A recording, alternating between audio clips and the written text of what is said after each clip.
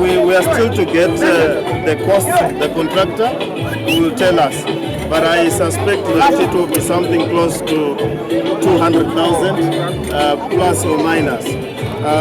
We hope it will be cheaper. We hope that it will be a bit more efficient. But you know, this one is the temporary structure.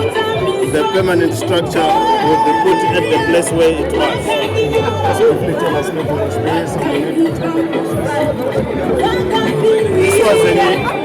This was an emergency.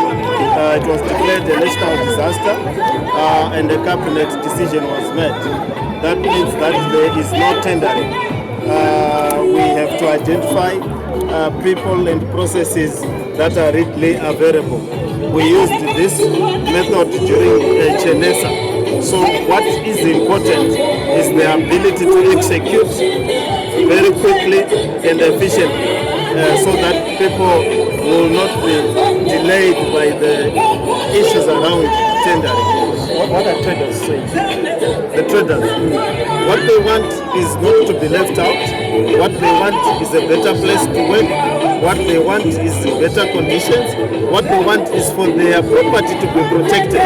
They don't want to accumulate property and it all gets destroyed because the infrastructure is not good. Remember, this is infrastructure that was designed in the 70s. We as council and government owe the people of Mbare better infrastructure. This was the first suburb for Harare. It has to improve. We cannot begin elsewhere. No matter how many suburbs we build, no matter how many new places we build, for as long as Mbare remains old, Harare has not improved. But once we improve from this end, and that's what the traders want. Everyone wants a good thing. No one wants to work in mud. No one wants to have their property destroyed. No one wants to work in the rain. No one wants to work where there's chaos. So I believe that we have to and we will bring better. As you saw, we revitalized the Rufaro Stadium and people are happy. Soccer is big. We are going to make it better. We make the terminus better. We make the vegetable market better. Everyone will be happy.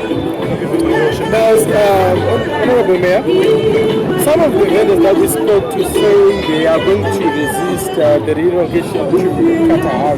How are you going to deal with that? Well, sometimes you have to build first.